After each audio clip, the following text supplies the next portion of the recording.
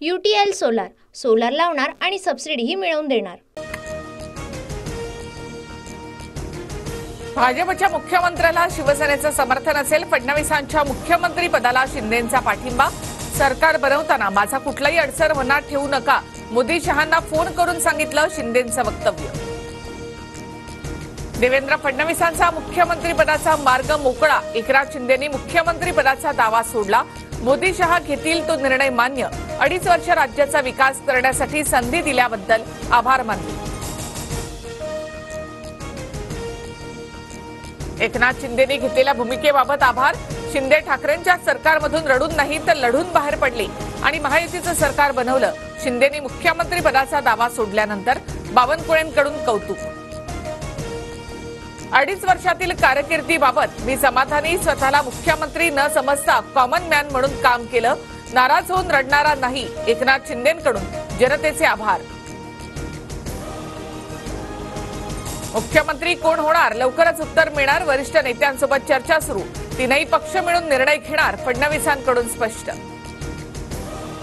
अमित शहांसोबत उद्या महायुतीची बैठक, शिंदे, फडणवीस, अजित पवार दिल्लीला जाणार, मुख्यमंत्री पदाचा तिढा सुटणार, सूत्रांची माहिती। मुख्यमंत्री भाजपचा असेल आणि देवेंद्र फडणवीसच असतील, भाजप नेते सुधीर मुनगंटीवार यांचा दावा।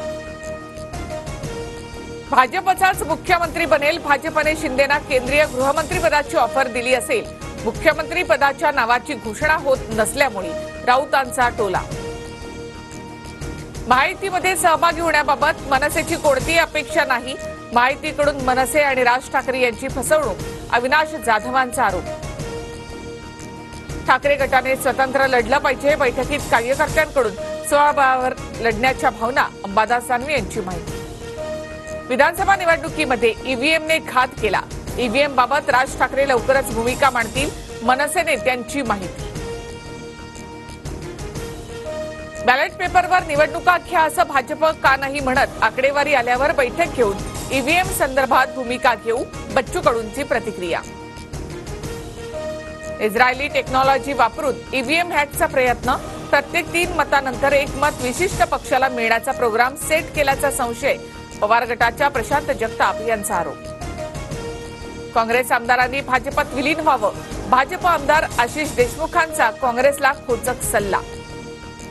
नागपुरात हिवाळी अधिवेशनाची जोरदार तयारी, दोन्ही सभागृहात नव्या खुर्च्या आणि प्रत्येक आमदारासाठी स्क्रीनवर ऑनलाईन मतदानाची सोय।